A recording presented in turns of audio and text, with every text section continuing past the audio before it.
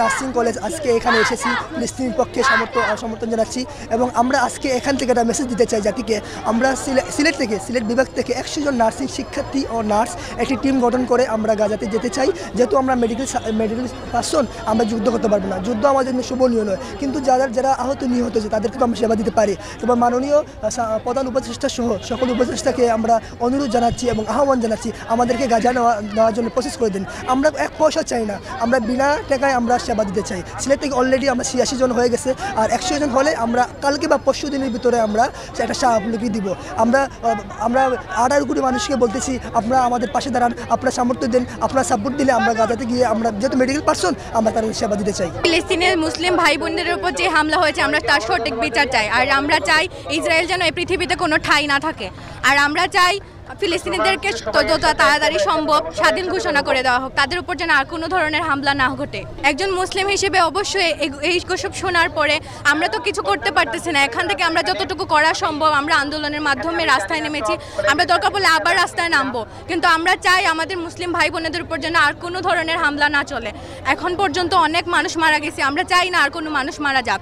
আপনারা যত সম্ভব আপনাদের দিক দিয়ে ট্রাই করেন যেন এই কথাগুলো অন্যদের কাছে পৌঁছায় গিয়ে।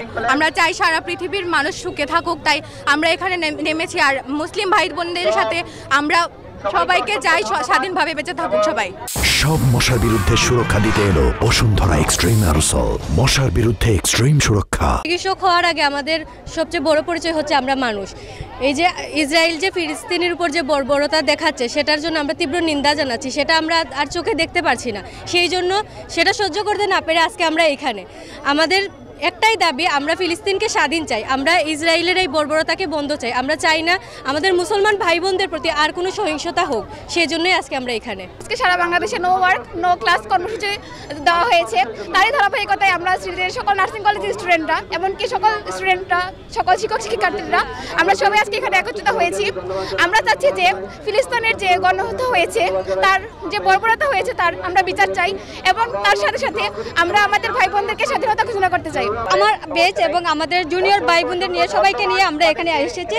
আমরা এখানে আসার একটাই উদ্দেশ্য যে আমরা প্রতিবাদ করার জন্য এসেছি যে আমাদের এই মুসলিম ভাই বোনদের যে ইসরায়েলের আমাদের মুসলিম ভাই বোন ফিলিস্তিনের উপরে যে হামলা চালাইছে, ওই জন্য আর কি আমরা ওইখানে আসছি আমরা প্রতিবাদ করার জন্য। ওরা কেন আমাদের উপরে এরকম হামলা চালালো? ওরা তো শুধু ফিলিস্তিনের উপর হামলা চালানো, ওরা বিশ্ববাসী সব মুসলিমদের উপর হামলা চালাইছে। তো আমাদের সবাই একত্রিত হওয়ার কারণ হচ্ছে যে ওই যে ফিলিস্তিনে যে হামলাটা করা হচ্ছে ইসরায়েলের থেকে, ওরা যেন এগুলা বন্ধ করে দেয়, আর হচ্ছে ইসরায়েলের যে প্রোডাক্টগুলো আছে এগুলো যেন বয়কট করা হয়, আর হচ্ছে ওদের যে হামলাগুলো যে আক্রমণগুলো ওইগুলো আল্লাহর রাস্তে যেন ওরা বন্ধ করে দেয়। এইগুলাই হচ্ছে আমাদের মূল উদ্দেশ্য মারছে নামার জন্য। আমরা এখানে জড়িত হয়েছি, আমরা সিলেটের 13টা নার্সিং কলেজ সব হিন্দু মুসলিম একতা পোষণ করছি যাতে আমাদের এই ফিলিস্তিনের ভাইদের ও বোনদের প্রতি অমানবিক অত্যাচার যেটা আমরা কেউ মানতে পারি না। এখানে হচ্ছে আমরা কোনো মুসলিম এবং হিন্দু এখানে কোনো বিভেদ নেই, আমরা সবাই একতা পোষণ করেছি আমাদের মুসলিম ভাইদের প্রতি অমানবিক অবিচারের জন্য। আমরা এটা ফিলিস্তিনের পক্ষে আমরা মত পোষণ করেছি, এই প্রেক্ষিতে আমরা হিন্দু মুসলিম সবাই এখানে জড়িত হয়েছি।